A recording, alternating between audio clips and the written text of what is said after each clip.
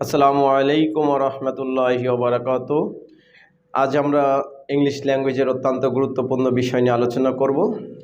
এর মধ্যে সবথেকে গুরুত্বপূর্ণ যে বিষয়টা, আমরা যখন ফনেটিক্সে কথা বলি বা ফনেমিক সাউন্ডসে কথা বলে থাকি, তখন আমরা ম্যাক্সিমাম সময় কথাগুলো বুঝতে পারি না। কারণ যে বিষয়গুলোর কারণে আমরা বুঝতে পারি না, সে বিষয়গুলো নিয়ে আমরা কথা বলবো। তার মধ্যে অন্যতম একটা বিষয় হলো ওয়ার্ড ক্লাস্টার। আমরা আজ ওয়ার্ড ক্লাস্টার নিয়ে ইনশাআল্লাহ কথা বলবো।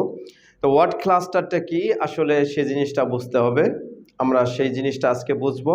তো বোঝার আগে যে কথাগুলো আমাকে বলা প্রয়োজন, যারা এখনও পর্যন্ত রহমানস মেথডের চ্যানেলটিকে সাবস্ক্রাইব করেননি, এখনই সাবস্ক্রাইব করে ফেলুন এই ধরনের নিত্য নতুন ভিডিও আপডেট পাওয়ার জন্য। সো ফ্রেন্ডস, আসলে খুব ইজি একটা ব্যাপার। আমরা এই ইজি ব্যাপারটাকে না বোঝার কারণে আমরা দের কথা বুঝতে পারি না, বা আমরা যখন বিদেশি কোনো চ্যানেলের কথা শুনি বা খবর শুনি বা নিউজ শুনি তখন আমরা বুঝতে পারি না, বা ইংলিশ কোনো মুভি দেখি তখন আমরা বুঝতে পারি না, বা ইংলিশ কোনো যখন আমরা গান শুনি তখন বুঝতে পারি না। সো আসলে এটা তেমন একটা কঠিন ব্যাপার না, বাট আমাদেরকে জিনিসগুলো বুঝতে হবে। সো আমরা ইতিমধ্যেই আমাদের 44 সাউন্ডস ইন ইংলিশ ল্যাঙ্গুয়েজ, আমরা ইংলিশ ল্যাঙ্গুয়েজের 44 সাউন্ডস শিখেছি, আমরা অনেকগুলো ক্লাস করে এসেছি। এখন আমরা ওয়ার্ড ক্লাসটার সম্পর্কে কথা বলবো। অর্থাৎ কিছু কিছু সময় আছে যেটা শব্দের শেষের ওয়ার্ড এবং শব্দের শেষের অক্ষর পরবর্তী ওয়ার্ডের শুরুর অক্ষর দিয়ে আসলে আর একটা সাউন্ডসের উৎপত্তি হয়ে যায়। কিভাবে এবং এটা কিভাবে উচ্চারণ হয় সেটা আমরা বুঝবো, এবং কি ধরনের উচ্চারণ হতে পারে সেই জিনিসগুলো আমরা বুঝবো। তো ঠিক আছে, let's go to practice today. So আমরা অনেক সময় দেখি, আমরা এখানে একটা ওয়ার্ড লিখলাম এবং এখানে আরেকটি ওয়ার্ড লিখলাম, হ্যাঁ, অ্যাবাউট ইউ। অর্থাৎ কোনো ওয়ার্ডের শেষে যদি ঠ সাউন্ড থাকে অথবা টি থাকে, পরবর্তী ওয়ার্ডের শুরুতে যদি ওয়াই থাকে, তাহলে এটা সাউন্ড উচ্চারণ হয়। ওকে, এই সাউন্ডসের উচ্চারণ হয়ে থাকে। সো এখন আমরা এটাকে সুন্দরভাবে উচ্চারণ করা শিখব, যে এটা আসলে কিভাবে উচ্চারিত হয়ে থাকে। তো সেটা কিভাবে সম্ভব, যেমন অ্যাবাউট ইউ, অর্থাৎ এটাকে যদি আমরা ট্রান্সক্রিপশনে চলে যাই, তা অ্যাবাউচিয়া কি উচ্চারণ হবে এখানে, অ্যাবাউচিয়া। অর্থাৎ ছ সাউন্ড, এখানে এই দুইটা মিলে কি সাউন্ডসের উৎপত্তি হবে, সাউন্ড, সাউন্ড।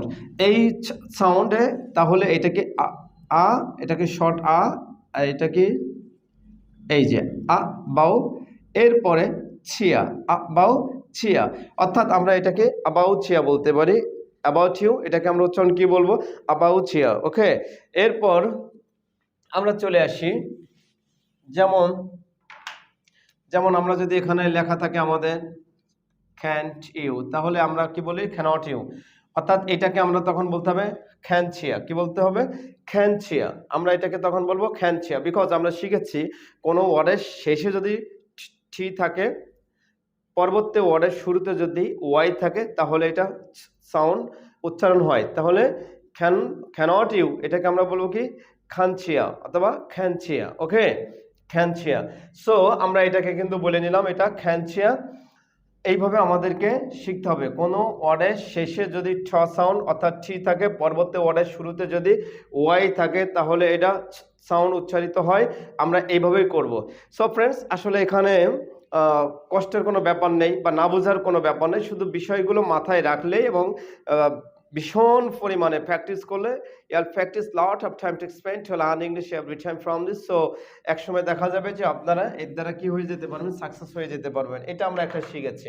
এরপরে আমরা নতুন আরেকটা নিয়ম শিখবো, অর্থাৎ যে নিয়মটা আমরা প্রতিনিয়ত ব্যবহার করে থাকি। সো এবার আমরা আসি, যেমন কোনো ওয়ার্ডের শেষে যদি ডি, পরবর্তী ওয়ার্ডের শুরুতে যদি ওয়াই থাকে, তাহলে সেটা জ সাউন্ড উচ্চারিত হয়ে থাকে। কি সাউন্ড, জ সাউন্ড উচ্চারিত হয়ে থাকে। যেমন আমরা কিছু এক্সাম্পল লিখবো এখন, ডিড ইউ, ডিড ইউ, তাহলে এটা কি হবে, এখানে আমরা জ সাউন্ড উচ্চারণ করতে হবে, তাহলে এটার উচ্চারণ হবে ডিজিয়া। কি উচ্চারণ হবে, ডিজিয়া। অর্থাৎ কোনো ওয়ার্ডের শেষে ড সাউন্ড অর্থাৎ ডি যদি থাকে, পরবর্তী ওয়ার্ডের শুরুতে যদি ওয়াই থাকে, তাহলে এটা জ সাউন্ড উচ্চারণ হবে।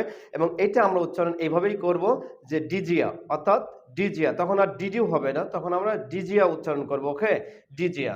হ্যাঁ, এরপরে যদি সেটা হ্যাড ইউ, তাহলে কি হবে, এটা হ্যাজিয়া। কি উচ্চারণ হবে, এখানে জ সাউন্ড উচ্চারিত হবে, অর্থাৎ এই দুইটা মিলে এখানে জ সাউন্ড উচ্চারিত হয়ে থাকে। তাহলে আমরা এটাকে কি বলতে পারি, ডিজিয়া। ওকে, এই ড আর এইটা মিলে জ সাউন্ড, আর এই দুইটা মিলে এখানে কি জ সাউন্ড, অর্থাৎ কোনো ওয়ার্ডের শেষে যদি ডি এবং পরবর্তী ওয়ার্ডের শুরুতে যদি ওয়াই হয় তাহলে আমরা এটাকে জ সাউন্ড উচ্চারণ করি, অর্থাৎ ডিজিয়া।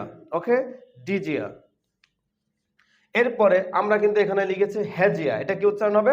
হ্যাজিয়া, অর্থাৎ হ্যাড ইউ, এটাকে আমরা উচ্চারণ করব কি? হ্যাজিয়া।